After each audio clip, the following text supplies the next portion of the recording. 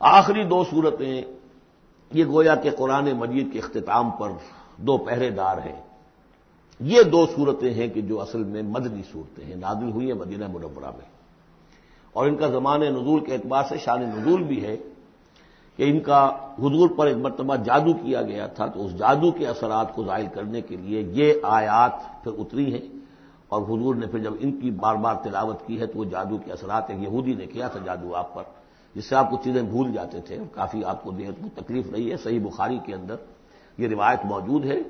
ہمارے جدید کچھ ریشنلسٹ ہیں اور جو خاص طور پر منکر حدیث ہیں، وہ سمجھتے ہیں کہ اس میں تو توہین ہے رسول کی کہ جادو کا اثر ہو سکتا ہے۔ رسول بھی اس اعتبار سے بشر ہوتے تھے، تلوار کا اگر کاری زخم پڑا ہے تو خون نکلا، اور خون نکل گیا ہے تو زوفتاری ہوا ہے، زوفتاری ہوا تو بے ہوشی بھی ہوئی ہے۔ یعنی یہ جسم جو ہے ان کا، اس کے اعتبار سے جو بھی بخار آپ کو چڑھا ہے، بخار میں تکلیف ہوئی ہے، عالم نزع میں نہایت شدید تکلیف ہوئی ہے،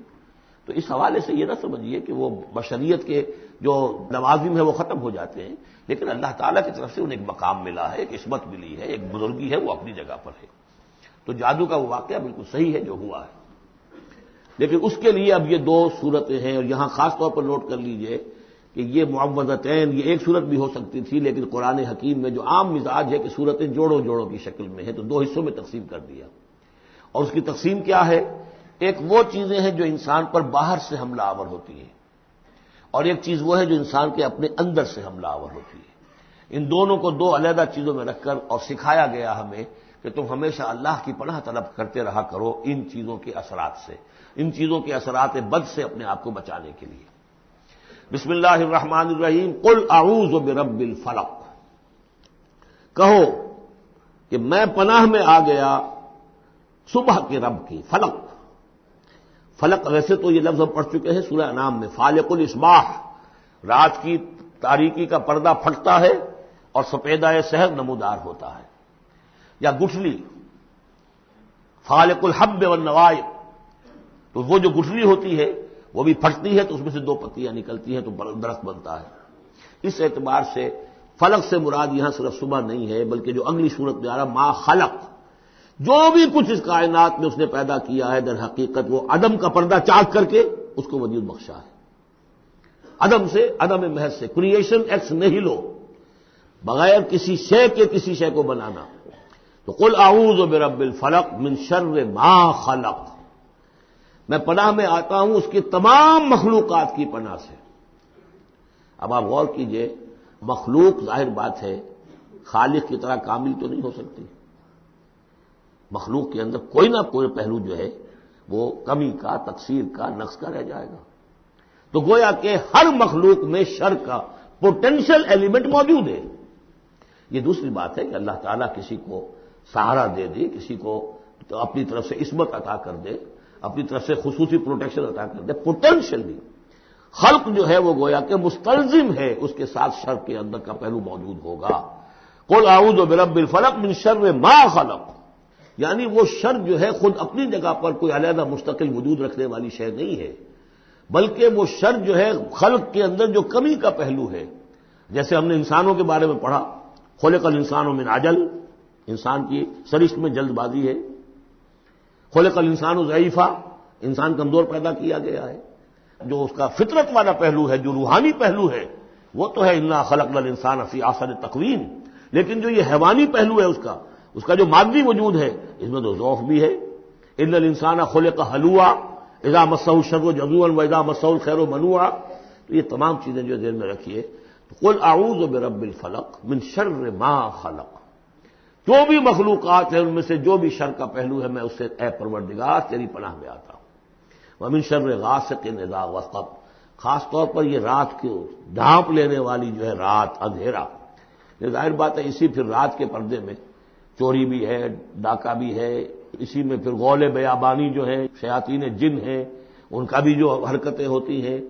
پھر یہ ساری چیزیں جو ہے اسی کے سلسلے من شر غاسق اذا وقب، سانپ بچھو وغیرہ بھی اسی وقت نکلتے ہیں۔ ومن شر النفاثات فی العقد، اور جو عورتیں گانٹھیں باندھ کر پھونکے مارتی ہیں، یہ جو بھی ٹونے ٹوٹکے ہوتے ہیں اور اس کی وجہ سے لوگوں کو نقصان پہنچایا جاتا ہے، گویا کہ یہ بھی اس کے اندر بھی کوئی حقیقت ہے، یہ سفلی عملیات بھی ہیں، ان کے بھی اثرات ہیں۔ جیسے کہ ہم جانتے ہیں کہ جادو جو ہے حق ہے، برحق ہے، اگرچہ کفر ہے، شراب کی تاثیر ہے لیکن حرام ہے، کچھ نہ کچھ حقیقت ان لکیروں میں بھی ہے لیکن ہمیں روک دیا گیا کہ ان کے چکر میں مت پڑو۔ یہ جو منجمی ہے، نجوم کی حرکت، اس میں بھی کچھ نہ کچھ حقیقت ہے لیکن روک دیا گیا۔ تو کسی چیز کا ہونا بالفعل یہ اور شے ہے، لیکن اس کا جائز ہونا یہ اور شے ہے۔ تو بالفعل یہ عملیات ہیں جو سے اچھے اعمال ہیں اور ان کو جو ہے کوئی اچھے اوراد ہیں، اچھے وظائف ہیں، تو ان کے کچھ اثرات جو ہیں اچھے ہو سکتے ہیں۔ اسی طریقے سے اس قسم کی چیزوں میں جادو کے کلمات ہوتے ہیں، ان کی بھی تاثیر ہے۔ اور وہ جو عورتیں جو ہے وہ جادو کرتے ہوئے، جس کو ہم کہتے ہیں کہ وہ تعویذ گنڈا وغیرہ جو ہوتا ہے، پھر وہ اس میں پھونکے مارتی ہیں، تو اللہ تعالیٰ سے میں ان کے شر سے بھی پناہ چاہتا ہوں۔ وَمِن شَرِّ حَاسِدٍ إِذَا حَسَدَ، اور حسد کرنے والے کے شر سے بھی میں اللہ کی پناہ طلب کرتا ہوں جبکہ وہ حسد اپنا استعمال کرے۔ اگر حسد ہے دل کے اندر ہے تو بات اور ہے، حسد کو بروئے کار لائے وہ، اور وہ انسان کے درپے ہو جائے اس حسد کی وجہ سے اس سے کوئی نقصان پہنچانے کو۔ اور اسی کتابیں ہے عین، العین حق، کہ اگر انسان اس حاسدانہ نگاہ سے کسی کو دیکھتا ہے اس کے بھی اثرات ہوتے ہیں، اور اس دیکھنے کے بھی کچھ برے اثرات جو ہیں وہ ظاہر ہو جاتے ہیں۔ تو یہ تمام چیزیں اپنی جگہ پر ہیں، لیکن ان سے پناہ کرنے کے لیے آپ لمبے چوڑے کوئی اور شکلوں میں نہ پڑیں۔ یہی معوذتین اللہ نے جو محمد رسول اللہ کو تلقین فرمائے، سارا دار و مدار ان پر ہونا چاہیے۔ تعمذ کرتے رہیں، اس لیے کہ ہم پڑھ چکے ہیں سورہ بقرہ میں کہ حضرت سلیمان کے زمانے میں جنات جو تھے انہوں نے یہ سارے کام شروع کیے تھے اور لوگ ان سے سیکھتے تھے جادو ٹونا، اور آج بھی نقش سلیمانی کے نام سے بکتے ہیں اس قسم کے جو بھی تعویذات ہوتے ہیں، اور وہ ایک دھندا بنا ہوا ہے۔ تو اس کو لوگوں نے سیکھا اور وہ لوگ جو ہے آج بھی ہمارے ہاں یہ چیزیں چل رہی ہیں، لیکن یہ چیزیں حرام کی گئی ہیں، اور کہا گیا ہے کہ کوئی کسی کو نقصان نہیں پہنچا سکتا جب تک کہ اللہ کا اذن نہ ہو۔ اگر یہ یقین انسان کے دل میں ہو تو پھر اسے کوئی نقصان نہیں ہوگا۔ اور ویسے تو یہ ہے کہ تکلیف اللہ کی طرف سے کسی وقت آ سکتی ہے بغیر اس کے کہ کوئی اور آپ کو پہنچائے، اللہ کی طرف سے خود بھی آ سکتی ہے۔